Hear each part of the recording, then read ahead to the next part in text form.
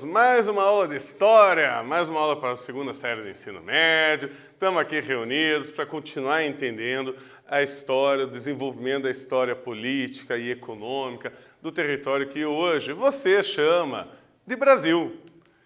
Então vamos retomar o que a gente estudou nas aulas anteriores? O contexto histórico em que se deu a descoberta do Brasil por parte dos portugueses. Lembra que a gente até discutiu essa história de descoberta, tendo em vista que já tinha uma população que havia descoberto esse território antes.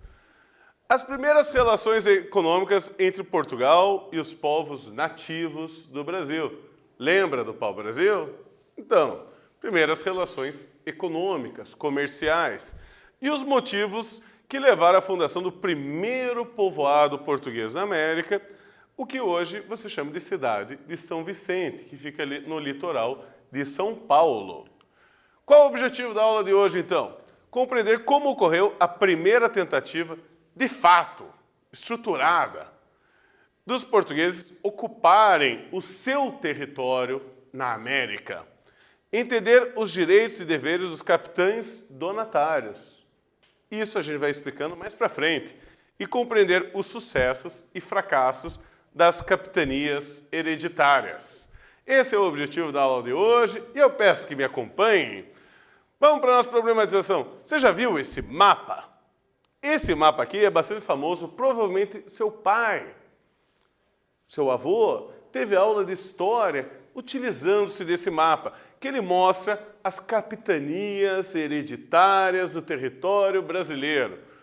Esse mapa foi feito por Luiz Teixeira, um navegador português, em 1586. E como que ele apresenta? Que cada capitania hereditária do Brasil era uma linha horizontal. Ela vinha do Tratado de Tordesilhas para o litoral. Isso eram as capitanias hereditárias do Brasil. Mas provavelmente, hoje, usando o teu livro didático, você deve ver um mapa parecido com esse. Nesse mapa aqui, feito pelo engenheiro Jorge Sintra, professor de Informações Especiais da USP, ele sugere um novo mapa de capitania, em que ele divide também de horizontal, do Tratado de Tordesilhas, para o litoral, algumas capitanias, mas no Nordeste ele divide de forma vertical essas capitanias. E algumas capitanias no Sul, também o desenho não é uma linha reta propriamente. Por quê? Porque houve essa diferença na história, houve essa diferença nos livros históricos que a gente utiliza aí para ensinar vocês. Isso aqui foi uma nova análise que ele fez, baseado nos textos, porque os portugueses nunca desenharam um mapa das capitanias hereditárias. Eles escreveram textos. E alguns problemas nos textos levaram a esse engenheiro pensar num mapa diferente, que hoje possivelmente é o mapa que está no seu livro didático. Talvez quando você estivesse no ensino fundamental, você tivesse visto o mapa anterior. Hoje esse mapa já caiu em desuso. O mapa atual que nós temos, esse aqui. A história, através de novas pesquisas, é capaz de se reescrever de acordo com novos fatos e com novas interpretações. Vamos relembrar. Em 1500, Pedro Álvares Cabral tomou posse dos territórios portugueses na América. Esse fato todo mundo sabe. Entre o período de 1500 e 1530, os portugueses estabeleceram feitorias no Brasil para comercializar o pau-brasil e mandaram algumas expedições para tentar proteger a costa brasileira de outros países que, por acaso, tentassem vir aqui ocupar terras.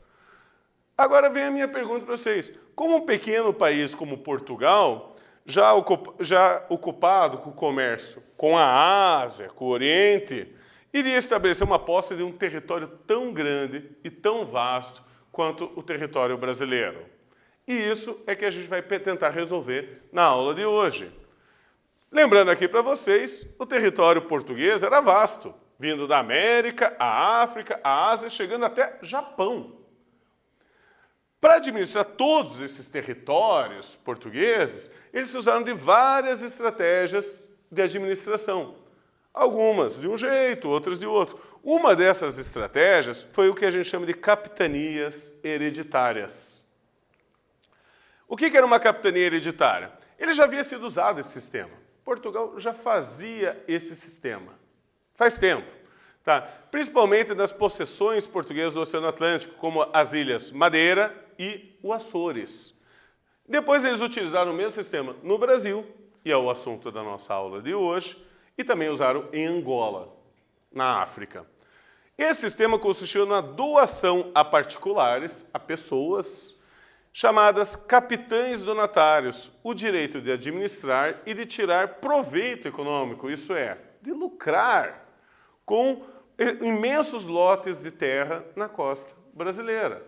Isso que se baseava as capitanias hereditárias. Era um exemplo, vamos dizer assim, de terceirização. Eles passavam para particulares o direito de explorar um território que, na verdade, era um território do rei. O cara ele não era dono, ele não podia vender, trocar ou coisa assim. Ele podia garantir a proteção do território e manter o território em nome do rei. Então vamos para o nosso primeiro quiz da aula de hoje. Qual foi o primeiro sistema de colonização usado por Portugal na ocupação do território brasileiro? A. Foi o sistema de vice-reinos. B. Capitanias hereditárias. Ou letra C. O governo geral. Vocês vão ter um tempinho aí para pensar e a gente já retorna com a alternativa correta.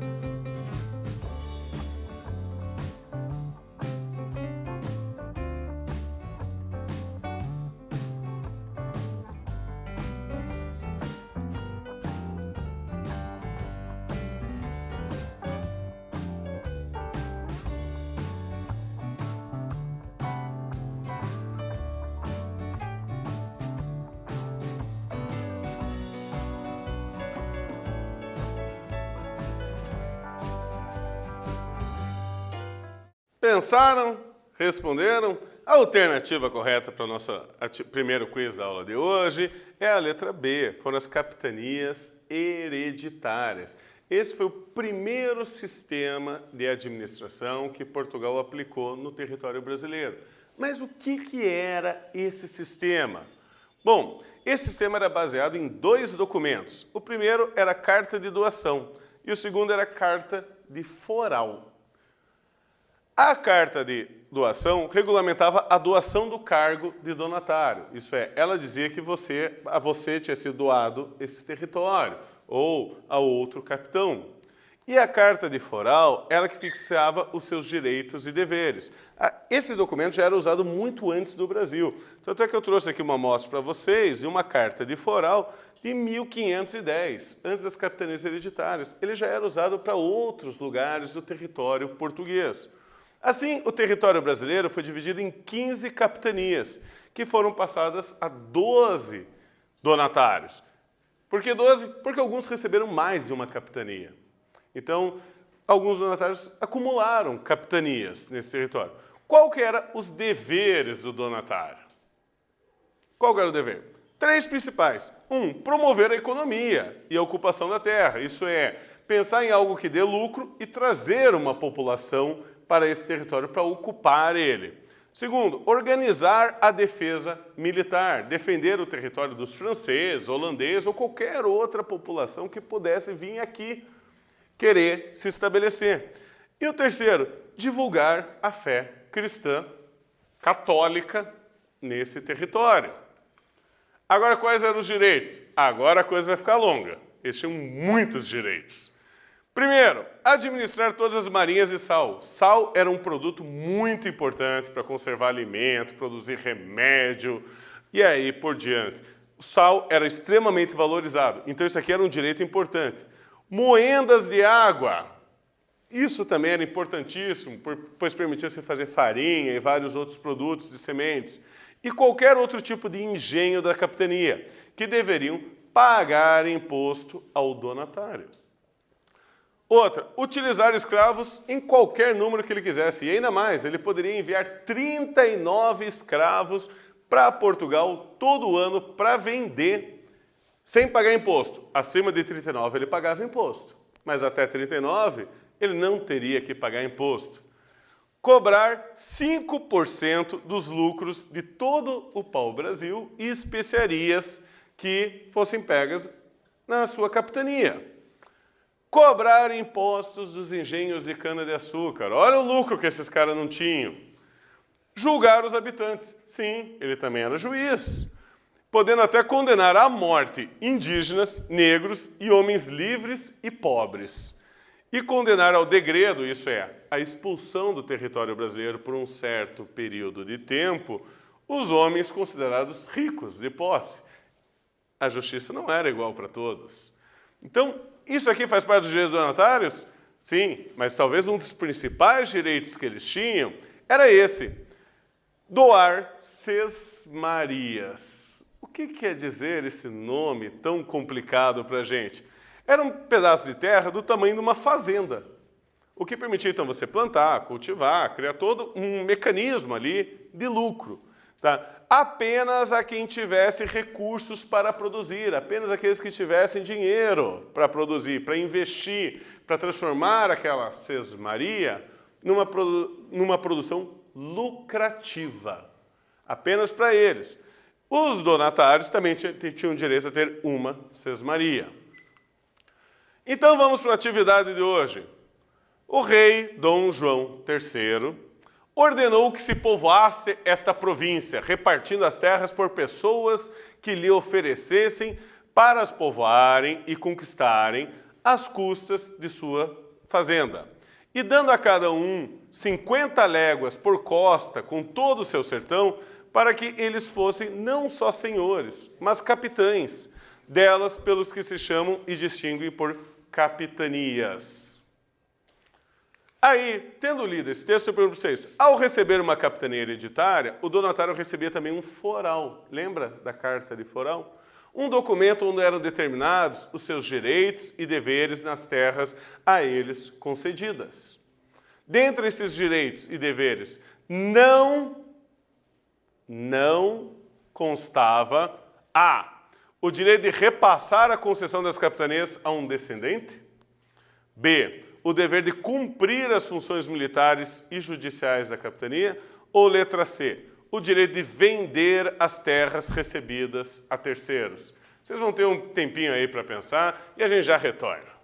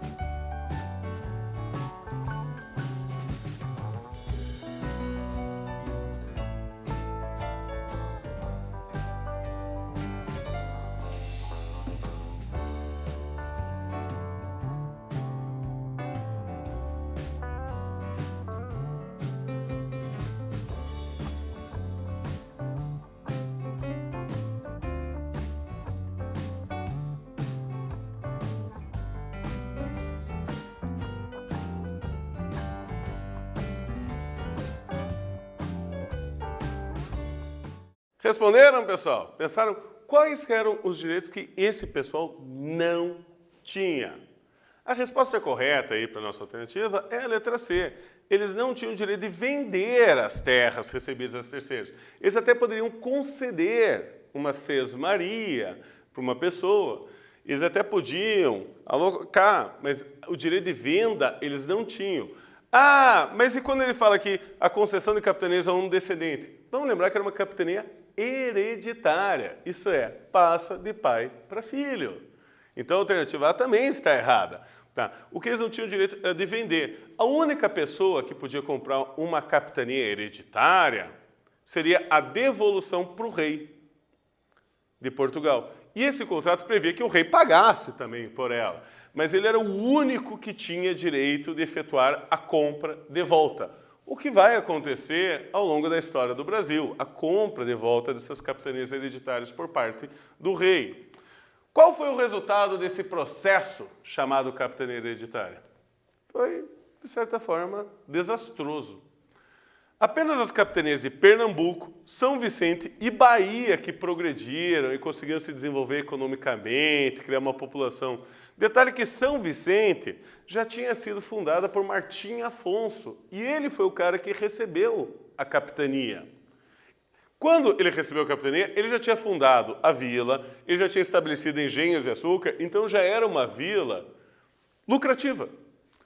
Pernambuco e Bahia, podemos dizer que foi o próprio sucesso dos capitães donatários, que se aliaram aos indígenas, entenderam a região local e lá conseguiram estabelecer uma agricultura, conseguiram estabelecer uma produção de cana-de-açúcar. Pernambuco, inclusive, chegou a exportar comida, mandioca, produto daqui, para as outras capitanias vizinhas, que não conseguiram nem estabelecer uma agricultura básica para a exploração do território. Entre as razões que podemos destacar para o fracasso das capitanias hereditárias estão a falta de dinheiro dos capitães para investir, para criar estruturas que fossem comercialmente lucrativas no seu território. Também a grande extensão das terras. Terras muito grandes, você precisa de um investimento muito grande para transformar elas em terras produtivas. Então, não só você recebia uma terra que você ia precisar gastar muito dinheiro para começar a produzir nela, como você recebia uma terra muito grande para então poder produzir nela. Também a falta de comunicação entre as capitanias. Elas ficavam quase isoladas uma das outras. Poucas conseguiam estabelecer contato uma com as outras. E isso dificultava ajudas que uma eventualmente precisasse da outra. Também a resistência dos indígenas, a escravização e a ocupação dos seus territórios. Vamos lembrar que já havia toda uma população que aqui havia se estabelecido, que aqui tinha sua cultura, aqui tinha seu modo de vida, e de repente começou a chegar um monte de portugueses que queria tudo para eles. Isso vai gerar guerras, conflitos e várias formas de resistência. Ainda mais, os portugueses queriam que os indígenas trabalhassem para eles. Coisa que os indígenas não aceitavam. Eles queriam manter a sua comunidade, eles queriam manter a sua cultura, o seu jeito de ser. Eles podiam até fazer um comércio por escambo com os portugueses.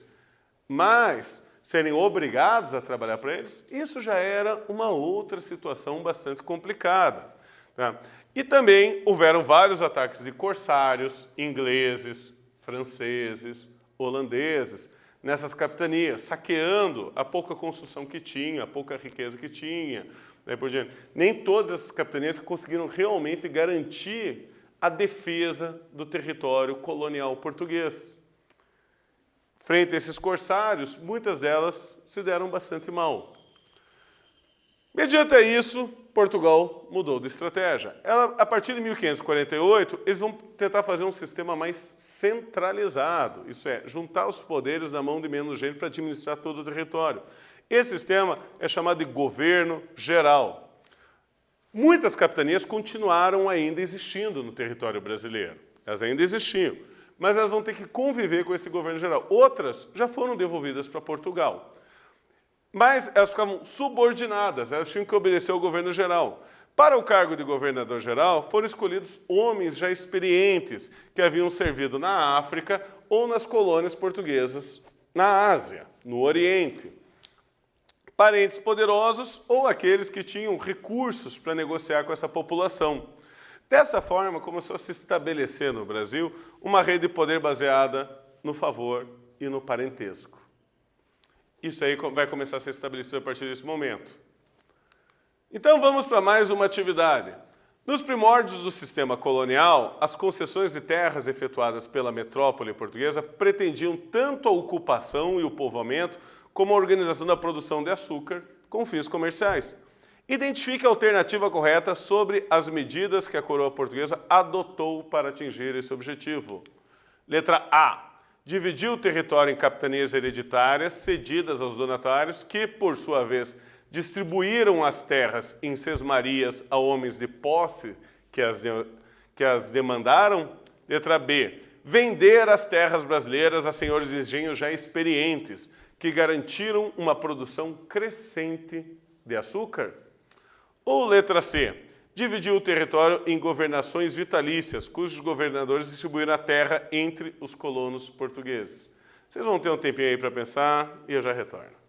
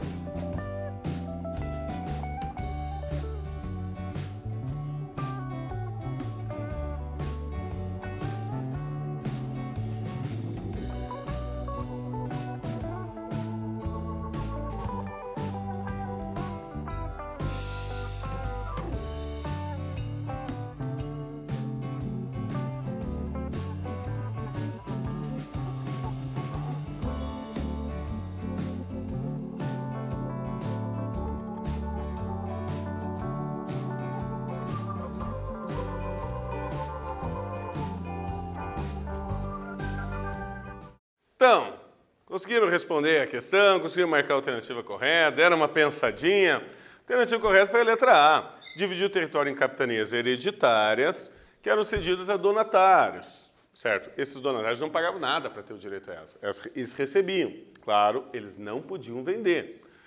Mas que, por sua vez, distribuíram as terras em sesmarias a homens de posse que a demandavam e que comprovavam que eles tinham recursos para tentar ali produzir, criar uma produção toda. Esse vai ser o primeiro sistema que, como a gente viu, teve uma certa taxa de fracasso, só 3 capitanias se apresentaram lucrativas e que obrigou a Portugal, então, a mudar o sistema de colonização do Brasil. Esse sistema não deu certo. Então, o que nós vimos na aula? A tentativa de ocupação do território brasileiro através do sistema de capitanias hereditárias. os direitos e deveres dos capitães donatários e os motivos que levaram à substituição do sistema de capitanias hereditárias para um novo sistema, que é o governo geral. Então eu espero que vocês tenham gostado da aula e mando um tchau para todos vocês.